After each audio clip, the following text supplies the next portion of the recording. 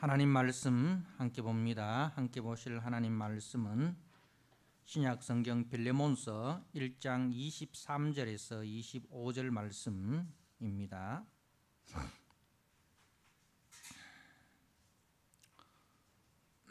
23절 그리스도 예수 안에서 나와 함께 갇힌 자 에바브라와 또한 나의 동역자 마가 아리스다고 데마 누가가 문안하느니라. 우리 주 예수 그리스도의 은혜가 너희 심령과 함께 있을지어다. 아멘. 네, 이 시간 할렐루야 찬양대가 영상으로 주님 앞에 찬양드립니다. 찬양 가운데 우리 성도님들도 많은 은혜로 함께 하시길 바랍니다.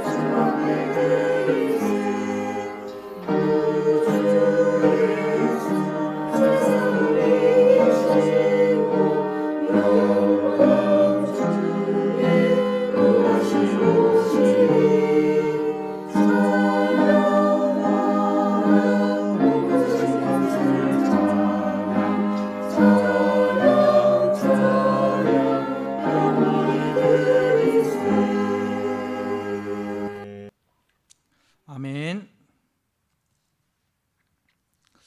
네, 오늘 빌레몬서 1장 23절에서 25절 말씀, 사람을 살리고 세우는 교회라는 제목으로 말씀을 함께 나누고자 합니다. 이번 주일은 우리 교회를 설립한 지 14주년이 되는 주간입니다. 그래서 특별히 오늘 말씀을 통해서 우리 교회가 이제 세상 속에서 또 하나님 앞에서 또 어떤 교회로 나아가야 하는지 그 부분에 대해서 말씀을 통해서 함께 나누고자 합니다. 우리는 빌레몬서를 통해서 교회가 세상과 어떻게 다른가, 그리고 교회가 세상 속에 어떤 모습으로 살아가야 하는가, 어떤 모습으로 나타나야 하는가에 대해서 깊이 살펴볼 수 있는 기회가 되었습니다. 교회가 세상 속에서 빛이 되고 소금이 되라, 주님이 말씀하셨는데, 그 빛으로 살아간다는 것, 소금으로 살아간다는 그 모습이 과연 구체적으로 어떤 것인가 하는 것을 우리는 빌레몬서를 통해서 이제 볼 수 있었습니다.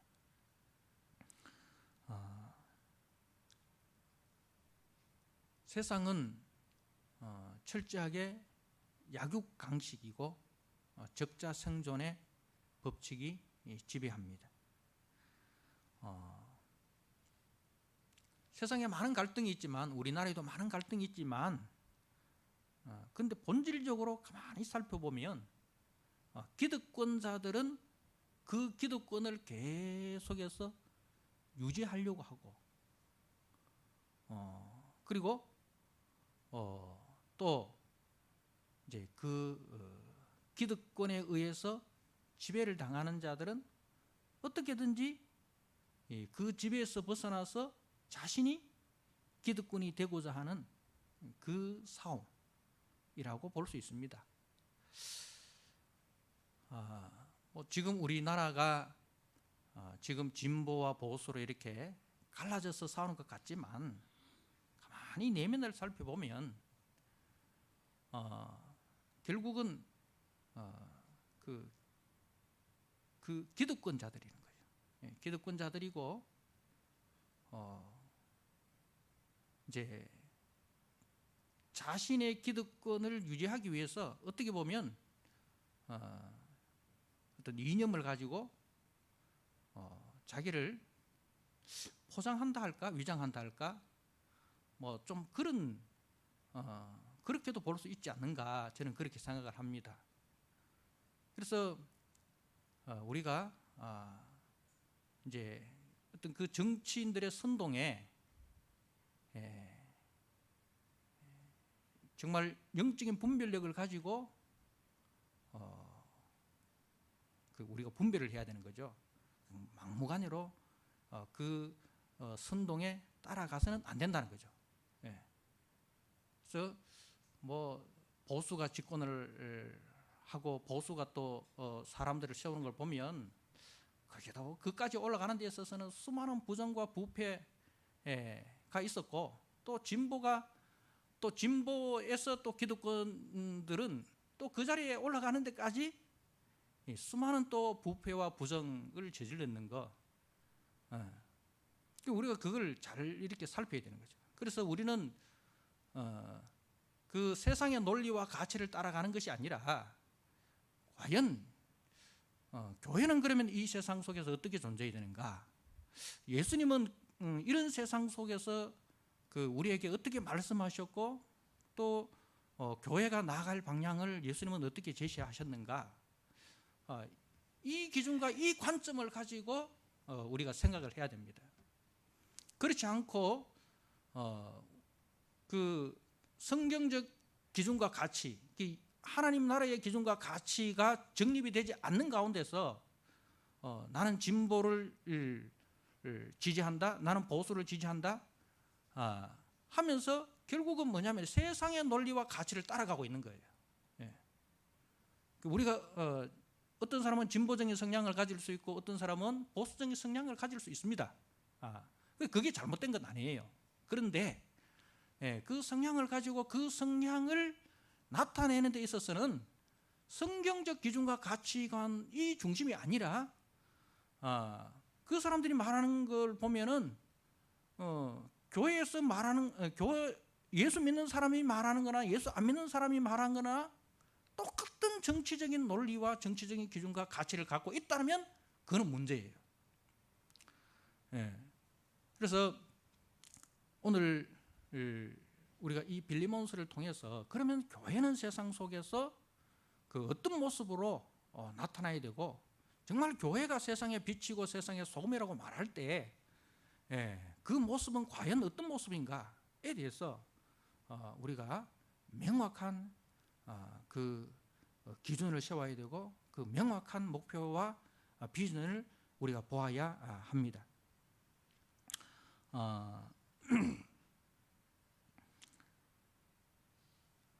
이 하나님 나라는 이제 하나님 나라의 기준이 있고 하나님 나라의 법이 있고 하나님 나라의 질서가 있습니다. 이 하나님 나라의 모습은 철저하게 하나님이 왕이시고 하나님이 중심이고, 그래서 하나님이 경배함을 받아야 됩니다. 하나님만 높임을 받고 하나님이 경배하심을 받아야 되는 거예요. 그리고 하나님께서 우리를 사랑하신 그 사랑으로 우리가 모든 신분을 떠나서 모든 그 외형을 벗어나서 사람을 사랑하고 사람을 살리고 사람을 세우는 것, 하나님의 형상으로 지음받은 사람을 가장 존귀하게 여기고, 그래서 그 사람을 볼 때에 우리가 이념적인 생각이나 이념적인 어떤 기준을 가지고 보는 것이 아니라 하나님이 만드신 하나님의 형상이라는 기준으로 사람을 보아야 합니다. 그렇지 않으면요, 어떤 이데올로기에 빠져버리면요, 여러분 우리가 해방 직후에 우리나라가 얼마나 혼란스러웠습니까? 좌우로 나누어져 가지고, 그래서 남한도 마찬가지고 북한도 마찬가지고 그 이데올로기라는 기준으로 사람을 보고, 그래서 부모와 자식 간에서도 이데올로기로 분열되고 형제 간에 칼을 겨누고 총을 겨누고, 그래서 그 이데올로기에 사람이 빠져버리니까 사람을 죽이는 것에 있어서도 그걸 아주 이렇게 가볍게 생각하고 사람을 죽이는 것을 이데올로기로 정당화시키는 거예요. 그거는 절대로 성경적 기준이 아닙니다. 성경적 가치가 아닙니다. 내하고 이데올로기가 다르다고 해서 그 사람이 죽어야 할 이유가 없습니다. 그 사람도 역시 하나님의 형상으로 지음받은 존귀한 사람입니다. 그런데 우리는 예수를 믿는다 하면서 이데올로기에 종속돼 가지고 예수를 믿으면서 사람을 볼 때에 이데올로기의 색깔로 보는 거예요. 그래서 저 사람이 내하고 이데올로기가 다르기 때문에 죽여도 괜찮다, 이것을 어떻게 보면 교회가 선동을 하고 있는 것 같은 그런 착각을 우리가 보게 됩니다. 사랑하는 성도 여러분, 우리는 모든 사람은 하나님의 형상으로 지음받은 존귀한 자입니다. 세상의 기준으로 우리는 차별해서는 안 됩니다. 그리고 우리가 하나님의 은혜 가운데 내가 기득권이 되고 내가 강한 자가 되고 내가 힘 있는 자가 되었다면 그 기득권으로 내 힘으로 내 강함으로 약한 자를 섬기고 약한 자를 배려하고 약한 자를 살리는 그 일에 하나님이 주신 것을 나누어야 되고, 그렇게 우리는 사용을 해야 됩니다. 그것으로 절대적으로 갑질해서는 안 되고 그것으로 약한 자를 질밥해서는 안 된다는 것입니다. 그리고 또 우리가 소위 세상적으로 말하는 약한 자로 우리가 살아가고 있다면, 세상에 대해서 내가 이렇게 된 것은 세상의 제도가 잘못되었고 세상의 질서가 잘못되었다라는 원망하고 불평하고 불만의 세력으로 살아갈 것이 아니라 이제 그 약한 자의 자리에서 강한 자들을 우리가 존중할 줄 알아야 됩니다. 그런데 세상의 논리는 뭡니까?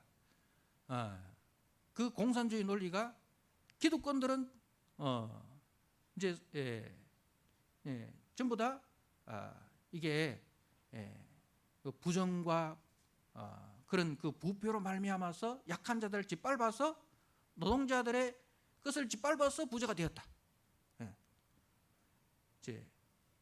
이런 이제 생각을 가지고 부자를 적으로 보고 뭐 가난하면 모든 것이 다 용서가 되고, 그러면 또 가난한 자가 그 부자를 죽여 그 사람이 기득권이 되면 똑같은 이게 반복 아닙니까, 그죠? 그게 이제 세상의 논리예요.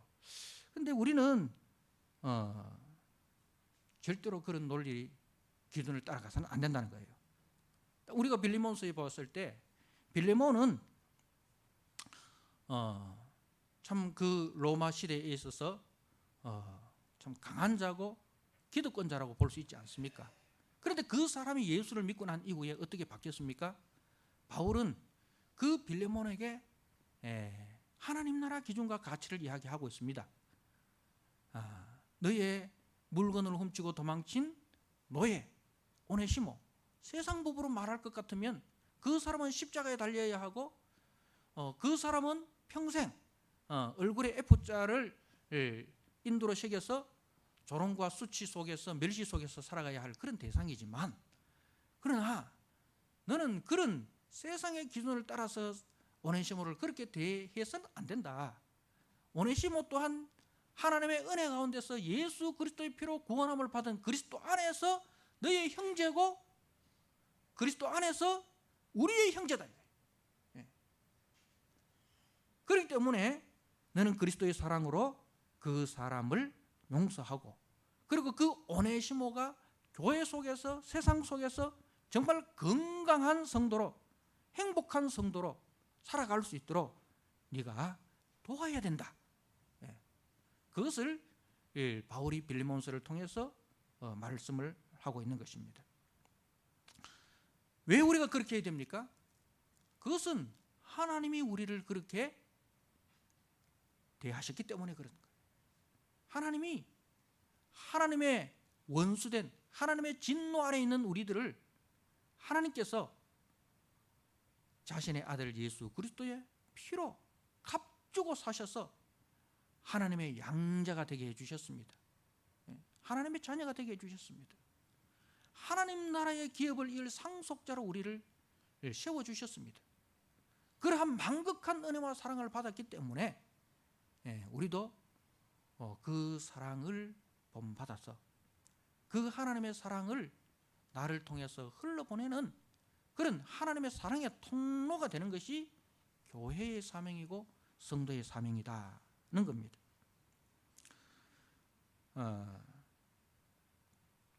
우리는 지난 시간에 바울과 함께했던 믿음의 사람들의 그 삶의 모습을 살펴보았습니다. 이 빌레몬서와 또 골로새서와 또 에베소서, 이 세 서신을 전달했던 이 두기고라는 그 성도, 그리고 또 오네시모, 그리고 골로새 교회의 초대 목회자였고 지금은 바울과 함께 복음을 위해서 고난을 받고 있는 에바브라에 대해서 살펴보았습니다. 그리고 오늘은 이 아리스다고라는 사람에 대해서 한번 우리가 살펴보고자 합니다. 24절에 보면 또한 나의 동력자 마가 아리스다고라고 되어 있는데, 이 아리스다고라는 인물은 사도행전 19장 29절에 보면 이제 바울이 에베소에서 복음을 전할 때에 그 에베소에서 큰 소동이 일어났습니다. 에베소 지역이 섬기는 신이 아데미 여신입니다. 아데미 여신. 그 이제 여신을 섬기는데 바울이 복음을 전하니까 그 아데미 신을 섬기는 사람들이 이제 복음을 듣고 그리스도를 영접함으로 이제 이 아데미 신이 이 천대를 방하고 또 아데미 신을 위해서 일하는 뭐 이렇게 신상을 만들고 그것을 이렇게 그 관리하고 하는 사람들이 큰 손해를 이렇게 있게 되었습니다.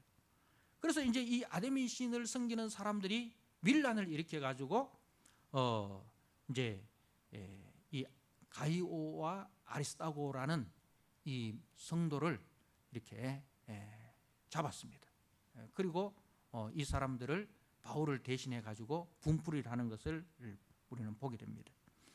그러니까 이 아리스다고라는 사람은 늘 보면 바울과 함께하면서 바울이 당하는 고난을 대신 받거나 바울과 함께 고난당하는 그 자리에는 늘 이 아리스다고라는 사람이 있는 거예요. 지금 또 이 아리스다고는 바울과 함께 로마 감옥에 수감되어 있습니다. 예. 그래서 이제 이 아리스타고라는 사람은 바울과 함께 늘 동고동락을 하는 사람. 예.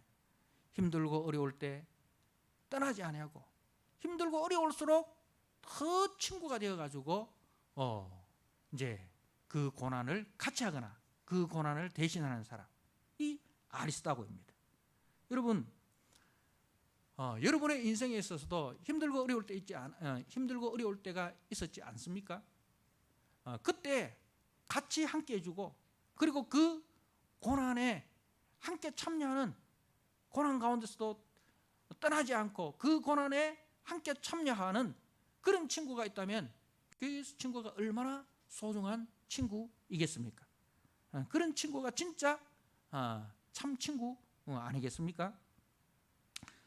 그런 측면에서 아리스타고는 바울의 찐 친구, 진짜 친구였습니다. 여러분, 우리에게도 나에게도 이런 친구가 있습니까? 또 나는 이런 친구로 존재하고 있습니까?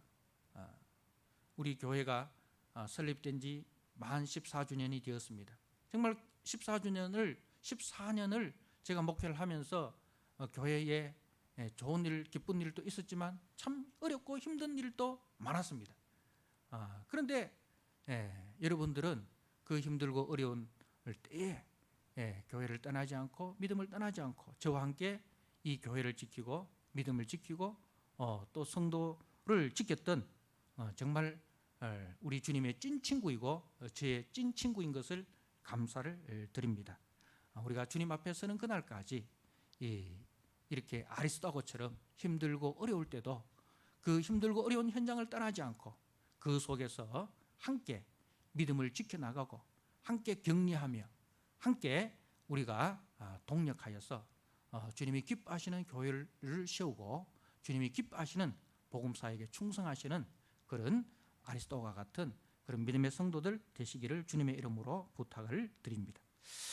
자, 그리고 그 다음에 마가라는 성도가 있습니다. 성도를 소개할 때에 나의 동력자 마가라고 이렇게 바울이 소개를 하는데요. 이 마가는 마가복음을 쓴 사람입니다. 마가복음을 쓴 사람이고 이 히브리 이름으로는 요한입니다. 요한. 그러니까 마가 요한이라고 이렇게 우리가 부르죠. 마가 요한이라고 부릅니다. 이 사람은 우리가 잘 아는 바나바, 그죠? 이 바나바의 조카입니다. 바나바의 생질이죠. 그러니까 바나바의 여동생의 아들로 이렇게 보입니다. 이 사도행전에서 이제 예수님이 승천하시고 이제 오순절 성님이 강림하실 때까지 한 일주일 정도 되죠. 한 일주일 정도의 기간이 되는데 그때 이제 그 예수님을 따르던 성도들이 누구 집에 모였냐 하면 이 마가 요한의 집에 모였습니다. 예수님이 이제 마가복음 13장에 요한복음 13장에서 이제 성찬식을 하고 세족식을 하잖아요. 그 장소도 이 마가 요한의 집인 거예요. 마가 요한의 다락방에서 이제 성찬식을 하고 세족식을 하시고 그리고 예수님이 승천하시고 난 이후에도 예수님의 제자들이 이 마가 요한의 다락방에 모여서 함께 기도하기를 힘썼던, 그러니 우리가 사도행전에 보면 120문도가 함께 모여서 기도하는 중에 오순절 성령이 강림하시지 않습니까? 그러니까 120명 정도 모일 수 있는 그런 다락방이라 하면은 아주 대저택인 거죠. 그러니까 우리가 또 사도행전에 보면 교회가 물질적으로 어려울 때 이 바나바가 자기 땅을 팔아가지고 전부를 이렇게 헌금을 합니다. 그러니까 이 바나바와 이 마가 요한의 이 집안이 아주 부유한 집안인 것 같아요. 아주 부유한 집안인 것 같아요. 그리고 이 마가 요한은 그 부유한 집안의 귀한 아들로 이렇게 자라났죠. 그런데 이제 바울과 바나바가 안디옥 교회에서 1년 동안 같이 동역을 하고 이제 선교사로 시험을 받고 선교 여행을 떠나잖아요. 그때 1차 선교 여행 때에 이 마가 요한도 같이 동행을 합니다. 동행을 하다가 사도행전 13장 13절에 보면 어떤 이유에서인지 이 마가 요한이 중간에서 그 전도대에서 나와버립니다. 전도대에서 나와버려요. 그 나온 이유가 성경에는 기록되어 있지 않지만은 정황상 볼 때 그 많은 학자들이 이 마가 요한이 믿음은 좋은데 좀 고생 모르고 자란 부잣집 도련님이에요. 그러니까 이 전도 바울과 함께 전도하는 그 사도행전의 그 모습을 보면 그야말로 산 넘고 물 건너 강 건너고 도적도 만나고 그죠? 그리고 반기는 사람은 소수고 대부분 가는 곳마다 핍박과 환난과 죽음의 그림자가 드리워져 있는 고난의 현장인 거예요. 그러다 보니까 이 마가 요한이 그것을 도저히 이겨낼 수 있는 이제 체력도 안 되고 정신력도 안 되고 믿음도 안 되고 해서 뭐 중간에 포기하고 나온 것 아닌가. 성경에는 기록되어 있지 않습니다만 학자들이 그렇게 이제 추정을 합니다. 그렇게 해서 이제 이 마가 요한이 1차 전도 중에서 나와버려요. 자, 그리고 이제 2차 전도를 이제 바울과 바나바가 계획을 하는데 그때 이제 그 외삼촌인 바나바가 마가도 같이 데려가자 그렇게 이야기를 합니다. 마가도 이제 같이 참여하기를 원하고 그래서 이제 바나바는 마가를 데려가자 하는데 바울이 안 된다. 그렇게 체력이 약하고 정신력이 약하고 믿음이 약한 친구를 같이 할 수 없다. 오히려 선교에 방해가 될 수 있다. 이 일로 인해서 갑론을박을 합니다. 갑론을박을 합니다. 그래서 이제 성경에 보면 이 마가 요한의 일로 인해 가지고 바울과 바나바가 아주 심하게 다퉈요. 심하게 다투어서 그러면은 따로 가자 이래 가지고 바울은 실라를 데리고 가고 바나바는 이제 마가를 데리고 갑니다. 그게 이제 사도행전 15장에 보면 그렇게 나옵니다. 자, 그리고 이제 성경에는 마가 이야기가 없습니다. 마가 이야기가 없다가 적어도 한 12년이 지난 이후에 이제 갑자기 지금 이 빌리몬서에 보니까 그 로마의 감옥에 바울과 함께 누가 있는 거예요? 마가가 있는 거예요. 그 바울이 갇혀 있는 그 로마의 셋집, 가택 연금당하고 있는 그 현장에 그러니까 나의 동역자 마가 하면서 마가가 등장을 하고 있단 말입니다. 그렇다면 이제 바울과 마가가 화해했다는 거 아닙니까? 그죠? 화해했고 그리고 바울의 눈높이까지 마가가 성장했다는 이야기가 되는 거예요. 그죠? 그리고 우리가 바울의 마지막 편지인 디모데후서 4장에 보면 이제 누가만 바울과 함께 있는데 이 바울이 디모데에게 부탁하는 게 누굴 데려오냐? 마가도 데려오라라는 거죠. 네가 올 때에 마가를 꼭 데려오라. 그가 나에게 유익한 사람이다. 그렇게 바울이 이제 죽음이 가까웠을 때 가장 보고 싶어했던 가장 함께하고 가까이 하고 싶었던 인물 중에 한 사람이 누구냐면 마가라는 거예요. 그러니까 지금의 마가는 예전의 마가가 아닙니다. 과거의 마가가 아닌 거예요. 무익하고 나약한 마가가 아니라 유익하고 아주 강한 자로 성숙된 마가의 모습을 우리는 보게 됩니다. 그리고 베드로전서 5장에도 보면 사도 베드로가 말입니다. 이 마가를 이야기할 때 어떻게 이야기하느냐면은 내 아들 마가라고 이렇게 소개를 하고 있습니다. 내 아들 마가라고 소개합니다. 그래서 이 마가가 베드로의 영향을 많이 받아서 이 마가복음을 쓴 거예요. 이 마가복음은 복음서 중에서 제일 먼저 기록된 이제 복음서입니다. 여러분, 마가가 어떻게 이처럼 큰 그리고 강한 믿음의 사람으로 성장했을까요? 여기는 적어도 세 사람의 영향력이 있었다라고 봅니다. 첫 번째로는 바나바의 뜻이 뭡니까? 위로자 아닙니까? 그죠? 위로자. 바나바는 교회 속에서 이 위로하는 사람, 이 상담자, 힘들고 어려운 사람들의 친구가 되어주고,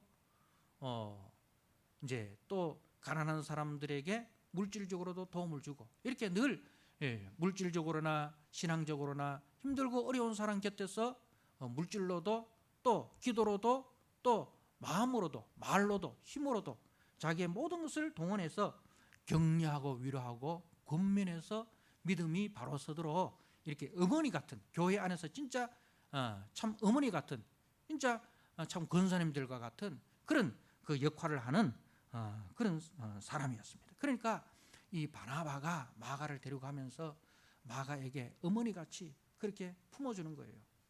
실수가 있고 부족함이 있어도 내치지 않고 어머니처럼 따뜻한 가슴으로 안아주고 위로해주고 격려해주고 다시 일어설 수 있는 용기를 주는 그런 이 바나바의 도움이 있었고, 그 다음에 또 누가 있었습니까? 베드로는 어떻습니까? 베드로도 마가보다 더했으면 더한 사람 아닙니까?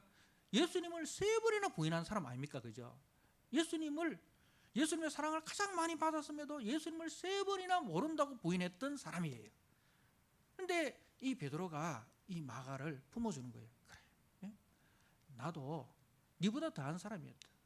예수님을 3번이나 부인했다. 그런데 예수님이 나를 다 용서해 주셨다. 심지어는 그 갈릴리 호수로 다시 찾아오셔서 숯불에 주님이 친히 이 고기를 구우시고 떡을 구우셔서 제자들이 보는 앞에서 나에게 주시고 네가 나를 사랑하느냐 물으시고 주님의 어린 양을 나에게 부탁한 내가 그런 그 하나님의 우리 주님의 무한한 사랑, 무한한 은혜, 무한한 용서를 받았다. 이제 그러면서 이제 이 마가를 동정하는 거예요. 실망하지 마라. 네가 그때 한번 실수했다고 너무 자학하지 마라. 주님은 네가 다시 일어설 수 있도록 믿음을 주시고 은혜를 주신다. 이렇게 이제 이 베드로의 그 동정이 있었다. 그리고 세 번째로는 이 바울의 가르침이었습니다. 바울은 뭐예요? 이 두 사람과 달리 원칙과 신실함을 강조합니다. 이 아버지 같은 사람이죠. 교회 안에서 아버지 같은. 그래도 원칙이 있어야 된다. 신실함이 있어야 된다. 이거 거기까지 자라나기까지는 내가 안 받아준다. 이런 강함이 있는 거예요. 그러면은 이제 엄마가 어떻게 합니까? 그 아들을 품어주는 거예요. 네 아버지가 그래도 네 아버지 속마음은 안 그렇다. 네가 강하고 담대한 세상 어디 내놔도 넘어지지 않는 강한 사람으로 키우기 위한 그것이 아버지의 뜻이지. 네 이를 실망시키고 네가 좌절하게 하고 그게 아버지 뜻이 아니다. 이제 이런 이제 팀 사역인 거죠. 바나바의 역할이 있고 또 베드로의 역할이 있고 또 원칙과 신실함을 강조하는 이 바울의 역할이 있습니다. 그래서 이 세 사람의 이 팀 사역을 통해서 뭡니까? 마가가 회복되고 강하고 모든 사람에게 유익한, 베드로에게는 내 아들이라 하고, 그리고 바울은 그 마지막 순교의 현장에서 가장 보고 싶어 했고 가장 함께하고 싶어 했던 사람이 마가였습니다. 교회는 이처럼 사람을 회복시키는 것이 교회입니다. 넘어지고 쓰러지고 지금은 부족하고 지금은 연약하지만 이렇게 교회 안에서 베드로 같은 사람, 바나바 같은 사람, 또 바울 같은 사람 함께 그 자신의 주어진 그 역할들을 잘 감당해서 다음 세대를 세워가는 교회 안에 훌륭한 일꾼을 세상 속에서도 정말 귀하게 쓰임받는 유능한 일꾼을 세워가는 것이 교회입니다. 여러분, 우리 모두가 다 마가처럼 넘어진 적 있지 않습니까? 그죠? 베드로처럼 넘어진 적 있지 않습니까? 바울도, 그죠? 바울도 스데반을 죽이는 데 앞장섰던 그 흠이 있는 사람입니다. 여러분, 여기서 흠 없는 사람 아무도 없습니다. 다 흠 있는 사람이에요.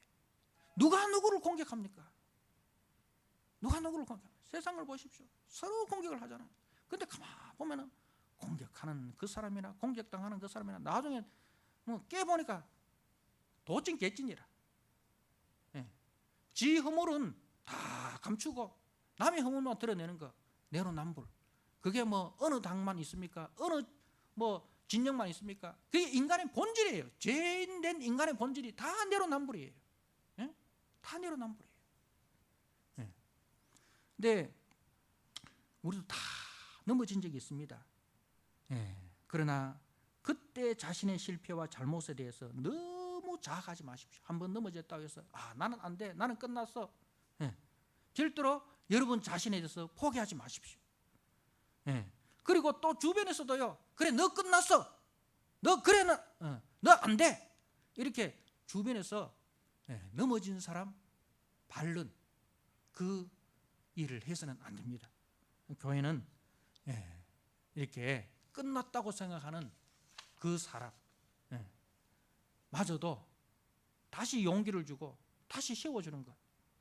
바나바의 역할, 베드로의 역할, 또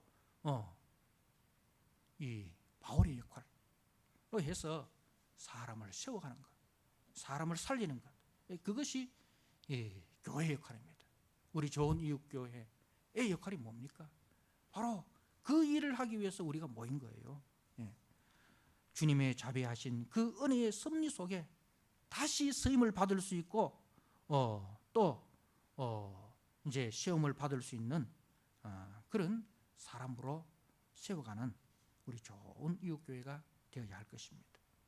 자, 그리고 그 다음에 보니까 누가 나오느냐 하면 데마가 나옵니다. 데마. 자, 나의 동력자 마가, 아리스타고 데마라고 되어 있어요. 데마. 데마하면 뭐가 생각합니까? 우리가 데마하면은 디모데후서 4장 10절에 보면은 데마는 이 세상을 사랑하여 나를 버리고 데살로니가로 갔다. 그렇게 되어 있어요. 그러니까 데마하면은 이 구절이 딱 생각나는 거라. 그런데 지금 데마는 어떻습니까? 데마 누가가 무난하니라. 지금 바울의 고난의 현장에 함께 지금 일하고 있어요. 일하고 있어요. 그러면 디모데후서가 바울의 말년에 쓰여진 편지니까 그때까지 그 데마가 바울과 함께 동고동락을 했다는 거 아닙니까? 근데 견디다 못해서, 그러니까 바울과 함께 계속하면 할수록 뭐만 생기고 고난만 생기고 힘든 일만 생기고 하니까 도저히 견딜 수 없어서 이제 떠났던 것 같습니다. 바울과 동행하면서 많은 환난을 겪었고, 그리고 좋아질 기미는 안 보이고 점차 박해가 심해지고, 이제 바울이 처형되면 자기도 곧 처형될 그런 그 가능성 앞에 두려웠을 것입니다. 그래서 이제 그 바울의 곁을 떠났던 것 같습니다.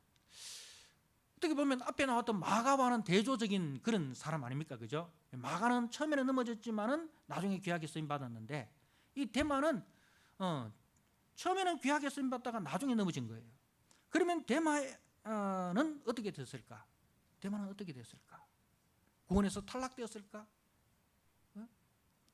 성경에는 기록이 나와 있지 않지만, 그러나 마가를 대했던 주님의 모습, 오네시모를 대했던 그 주님의 모습을 보면 데마도 그렇게 끝나지는 않았을 것 같습니다. 아마 주님이 다시 그를 회복시켜 주셔서 주어진 여건 속에서 계속 주님을 섬길 수 있는 은혜를 베푸셨지 않았을까 이렇게 이제 우리는 기대를 합니다. 그러니까 우리가 참 끝까지 신실한 사람이 되어야 된다는 거, 그죠? 우리가 이 대마를 통해서 배워야 할 교훈은 네가 죽도록 충성하라, 네가 죽도록 충성하라 하는 그 신실함. 우리가 신앙생활 할 때에 신앙생활이라는 것은 100m 달리기가 아니고 마라톤 42.195km를 달리는 그 마라톤이라는 거죠. 신실함이 중요한 거예요. 젊었을 때 여러분 충성하고 나이 들어서는 막 뒷자리로 물러나는 그거 아니다 이 말입니다. 네가 죽도록 충성하라. 죽도록이란 말은 제가 이야기했죠. 죽기까지 충성하라. 그리고 죽을 힘을 다해서 충성해라. 그 말입니다.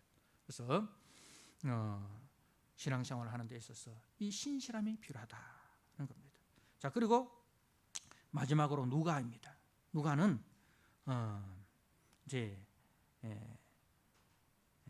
사랑받는 누가라고 이렇게 앞에 골로새서 4장 14절에 보면은 그렇게 사랑받는 누가, 사랑받는 의사 누가 이렇게 말씀을 하고 있습니다. 이 누가는요, 누가복음과 사도행전을 쓴 사람입니다. 누가복음과 사도행전을 쓴 이제 사람인데, 초대교회 당시는 이제 대부분 이렇게 가난한 사람들도 많았고, 그리고 이제 글을 알지 못하는 그런 사람들, 노예 출신들, 그런 사람들이 많았어요. 근데 누가는 그 교회에서 그래도 배운 사람, 그리고 전문인, 몇 안 되는 그 전문인 중에 한 사람입니다. 이 사람은 이방인 의사인데요, 바울 전도대에 함께 참여해가지고 그 바울 전도대가 기후가 다르고 풍토가 다른 여행을 하면서 많은 그 풍토병과 많은 그 이제 상처를 당하지 않습니까? 그때 이 선교팀의 건강을 관리해 줄 꼭 필요한 인물이었습니다. 요즘만 해도 의사가 참 대접받는 직업 아닙니까? 그죠? 돈도 많이 이렇게, 물론 어려운 의사들도 있습니다만은 대부분 그래도 의사들은 안정적이지 않습니까? 세상에서도 또 대접도 받고 하는데, 그때 당시에 이 의사라는 것은 요즘 우리가 생각하는 정도의 그런 레벨이 아닌 거예요. 진짜 최상위 레벨인 거예요.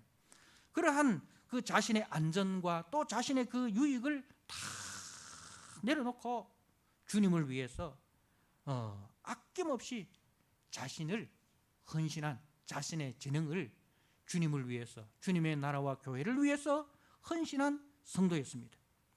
그래서 그 누가를 소개할 때에 사랑받는 의사, 하나님 앞에서도 사랑을 받고 사람들 앞에서도 사랑을 받는 그런 사람이었습니다. 그러니까 여러분, 우리가 세상에서 자기가 좀 많이 가지고 많이 배우고 뭐 이렇게 하면 대부분 사람들이 거들먹거립니다. 그죠? 거들먹거립니다. 그리고 소위 갑질이라는 걸 하잖아요. 갑질이라는 걸 하잖아요. 그런데 이 누가는 어떻습니까? 절대로 교만하지 않습니다. 절대로 거들먹거리지 않습니다. 낮은 자리에서 섬기는 정말 주님의 삶을 따라갔습니다. 만약에 누가가 그 전도대에서 자기의 잘남을 자랑하고 좀 교만하고 거들먹거리고 그랬다 하면 그 전도팀의 팀 분위기가 다 깨져버리지 않겠습니까? 그런데 그렇지 않았어요. 지금 이 빌레몬스 디모데후서에도 보면은 그 바울과 끝까지 같이 했던 사람, 누가만 나와 함께 있느니라, 그죠? 그 고난의 현장에서도 끝까지 남아서 바울을 위해서, 주님의 나라를 위해서 충성하고 헌신했던 사람입니다. 사랑하는 성도 여러분, 우리가 주님으로부터 다른 사람들보다 더 많은 교육을 받았거나 더 많은 부를 우리가 누리는 은혜를 받을 수 있습니다. 그러나 성도는 절대로 그것으로 인하여 교만하거나 군림하거나 그것을 자랑해서 이제 팀 분위기를 깨거나 교회 분위기를 깨거나 또 남과 다른 대우를 받아야 한다라는 그런 생각을 가져서는 안 됩니다. 남이 가지지 못한 것을 주님이 주신 그 뜻이 무엇일까? 남이 갖지 못한 것을 내게만 주신 그 주님의 뜻이 무엇일까? 그것은 바로 교회를 섬기라는 것이구나. 그것을 가지고 하나님을 섬기라는 것이구나. 그것을 가지고 세상 속에서 하나님의 사랑을 나타내는 도구가 되어라는 것이구나. 여러분, 그렇게 우리가 가지고 있는 것을 축복의 통로로, 구원의 도구로 우리가 사용을 해야 된다는 것입니다.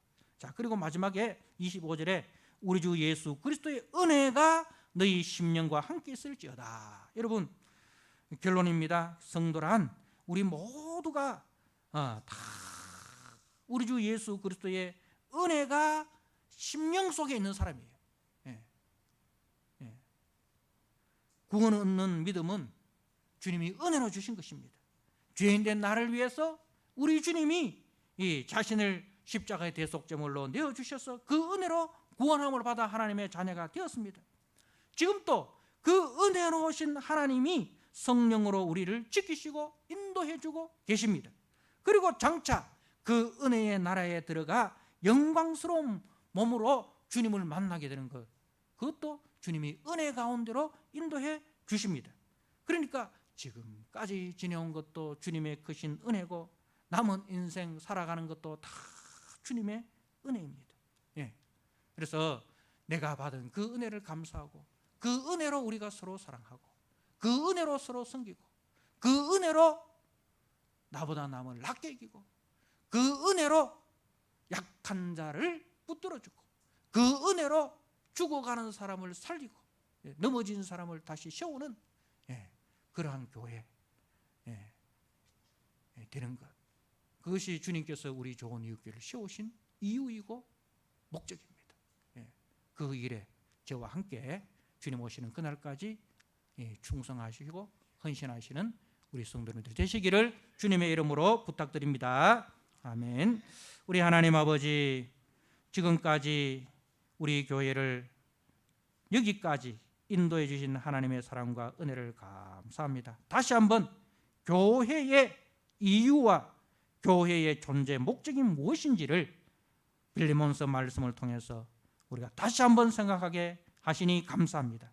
하나님 아버지, 빌레몬과 그 골로새의 교회는 세상의 논리와 세상의 가치를 따라가지 아니하고 오직 하나님 나라의 가치와 하나님 나라의 기준을 가지고 교회를 섬기고, 그래서 오네시모를 세우고 세상 속에서 또 하나님 앞에서 꼭 필요한 유익한 사람으로 세웠습니다.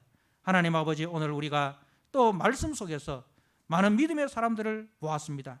특별히 하나님 아버지, 고난의 현장에 늘 함께했던 아리스타고, 그리고 처음에는 실패했지만은 나중에 베드로의 도움과 바나바의 도움과 또 바울의 도움으로 큰 믿음의 사람으로, 모두에게 유익한 사람으로, 강한 사람으로 세워졌던 마가, 하나님 아버지, 또 잘 섬기다가 끝에서 넘어진 데마, 그리고 자신이 가진 그 주님이 주신 그 은사를 몸된 교회를 위해서 아낌없이 헌신하고 가장 낮은 자리에서 섬겨서 모든 사람으로부터 사랑받았던 누가, 하나님 아버지, 이러한 아버지 사람들을 세우는 아버지, 이러한 사람을 길러내는 교회가 되게 해주시고, 이런 사람을 세우고 길러서 세상 속에, 가정 속에, 직장 속에 보내어서 하나님 나라를 세워가는 우리 좋은 이웃교회 되도록 주님 축복하여 주옵소서.